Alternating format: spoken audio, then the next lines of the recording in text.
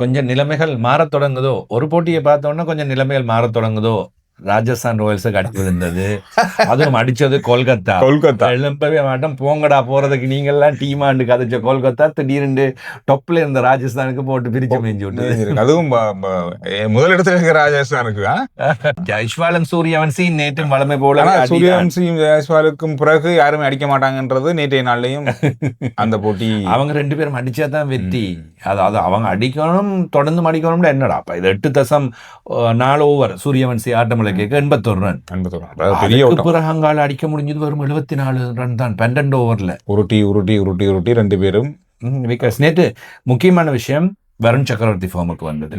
இந்தியாவில் number 1 bowler, வேர்ல்டுல number 1 bowler. அவருக்கு தொடர்ந்து பிரச்சனையா இருந்தது, விக்கெட்ஸ் பெரிய அளவில் இல்ல, அடிச்சாங்க, ரன்ஸ் கொடுத்தாங்க. நேற்று 4 ஓவர் 14 ரன் 3 விக்கெட், அதுதான் டேர்னிங் பாயிண்ட். அதே மாதிரி கார்த்திக் தியாகி 4 ஓவர் 22 ரன் 3 விக்கெட்ஸ். போலிங் நேற்று ஃபார்முக்கு வந்தது கொல்கத்தாவிற்கு. சரி, இதனால கொல்கத்தா நேற்றைய முதல் போட்டியை வெற்றி பெற்று கிட்டத்தட்ட ஒரு மாசத்துக்கு பிறகு சாம்பியனா கிண்ணங்களை வச்சிருக்கிற அணிகள் எப்படி தடுமாறிக்கிட்டு இருக்காங்கன்றதான் எனக்கு பெரிய ஆச்சரியமா இருக்கு. கொல்கத்தாவின் வெற்றி நேற்று பெரிய அளவில் ஒன்றும் போற்றக்கூடிய வெற்றி இல்ல, போராடின வெற்றின்னு சொல்லலாம். 2 போல் மிச்சம் இருக்க கடைசி நேரத்துல தடுமாறி தான் அந்த வெற்றி கிடைச்சது.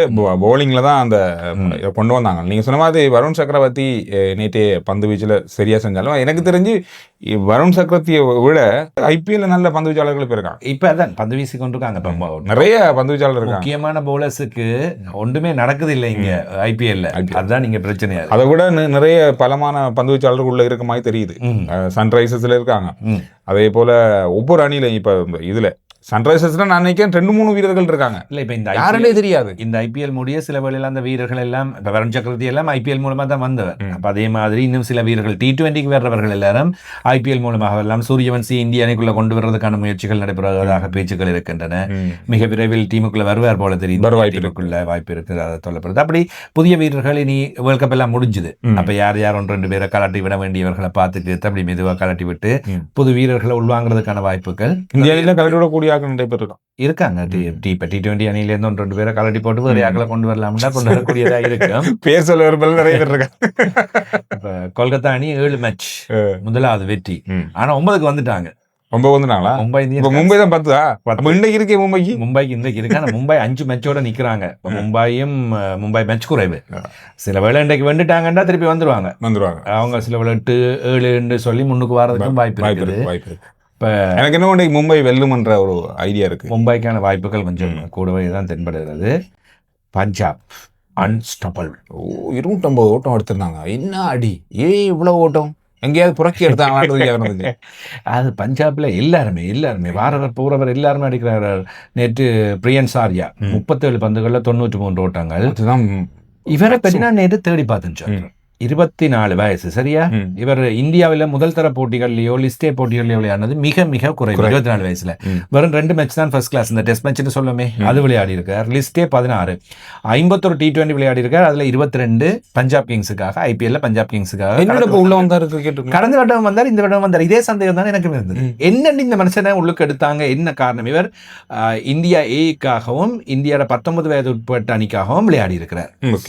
அதுலயும் மிகப்பெரிய அளவில் ஒன்றும் பிரகாசித்தார் அல்லது ஆஹா ஓஹோன்னு சொல்லி போட்டக்கூடிய அளவில் அவருக்கு எதுவுமே இல்லை.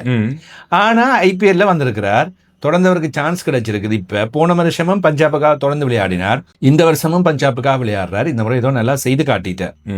அதனால கொஞ்சம் அவரோட வாய்ப்பு இப்ப 93 அடிச்சதுனால என்ன வகையில வந்தாருன்னா நானும் இல்ல 24 வயது இவள காலத்திலயுமே விளையாடி இருக்க நிறைய போட்டிகள் இல்லாமல் இவர் போட்டியில நல்லா விளையாடி இருப்பாரு. சரி, ஓகே, எங்கேயாவது ஒரு இடத்துல யாராவது முக்கியமான ஒரு ஆள் கண்ணில் அவர் பட்டிருப்பாரு. இவர் ரைட், ஓகே, இவரை வச்சிருப்போம், இவர் தேவைக்குரியவர், நல்ல வீரரா வருவார் என்று அது நல்ல வாய்ப்பு தான் இருக்கு. இவர் டெல்லியை தான் சேர்ந்தார், டெல்லி அவர் திறமையானவர் தான், நேற்று அடிச்சு காட்டிட்டாரே. அதனால இனி எதுவுமே சொல்ல முடியாத மாதிரி ஒரு நிலைமையை உருவாக்கி இருக்கின்றார். இன்னைக்கு மும்பைக்கும் குஜராத் டைட்டன்ஸுக்குமான போட்டி. அப்ப ரெண்டுமே மும்பை இந்தியன்ஸ் 5 போட்டிகள்ல ஒரு 2 வெற்றிகளை பெற்று ஒரு வெற்றியை பெற்று கடைசி இடத்துல காணப்படுது. ம். குஜராத் டைட்டன்ஸ் அண்மை காலமாக 3 தொடர்ச்சியான வெற்றிகள், ம். ஹேட்ரிக் வெற்றின்னு சொல்லலாம், அடுத்தடுத்து 2 வெற்றிகளை பெற்றுக்கொண்டார்கள். எனவே இதன் காரணமாக 6 புள்ளிகளோடு 6வது இடத்தில் இவர்கள் காணப்படுகிறார்கள். 2 அணியுமே 5 போட்டிகளில் விளையாடி இருக்கிறார்கள். குஜராத் வெற்றி பெற்றால் ஒருவேளை 3வது இடம் அல்லது 4வது இடம் அவர்களுக்கு கிடைக்கும். மும்பை இந்தியன்ஸ் அணி வெற்றி பெற்றால் 6வது இடம் நோக்கி அல்லது 7வது இடம் நோக்கி வருவதற்கான வாய்ப்புகள் காணப்படுகின்றன. இவ்வளவுதான் இன்றைய போட்டிக்கான விவரம். ஐபிஎல்லை பொறுத்தவரையில இன்னும் அந்த அளவுக்கு வாய்ப்பு குறைவாக இருக்கு. சென்னை அணியினுடைய இன்னும் வெற்றிகள் காணாமல் இருக்கிறதுக்கு நம்மாக்கள் மத்தியில் கொஞ்சம் போகாமல் இருக்கு. அதோட மும்பை அணி தொடர்ந்து தோத்து கொண்டிருக்கிறது இன்னொரு கவலைக்குரிய விஷயமா இருக்கு. கேகேஆர் பரவாயில்ல, நேற்று நாளில் ஒரு போட்டியில் வென்றுட்டாங்க. ஓகே, கேகேஆர் வந்துட்டாங்க. ஆனால் கேகேஆர் மேல இருந்த நம்பிக்கை முழுசா போயிருச்சு. அதுல எந்த மாற்றமும் இல்லை. சில வேளைகளில் இனி போட்டிகள் ஒவ்வொன்றிலையும் வெற்றிகள் ராஜஸ்தான் ராயல்ஸ் நாங்கள் ஆஹா கொண்டு இருக்கிற வேளையில இப்ப அடுத்தடுத்த 2 மேட்ச்ல தோத்துறாங்க. இவங்களை தோற்கடிக்கலாம் என்கிற நிலைமை இருக்கு. இப்ப பஞ்சாப் மட்டும்தான் ஆஹா ஓஹோண்டு டாப்ல நிக்குது. ஒரு போட்டி மற்ற டீம் எல்லாமே அப்ப இருக்குது. கிட்டத்தட்ட 6 மேட்ச் 7 மேட்ச்ன்றது வந்து அரவாசி கட்டத்துக்கு தொடர்றதுக்கு வர்றாங்க. இப்ப இதுக்கு பிறகு இன்னும் விறுவிறுப்புகள் கொஞ்சம் கூடும். ஆனா அது எந்த அளவுக்கு இன்ட்ரெஸ்டிங்கா போகுதா, சூடு பிடிக்க போகின்றதா அல்லது ஒரு பக்கமா போகின்றதான்றதை நாங்க கொஞ்சம் பொறுத்திருந்தான் பார்க்க வேணும்.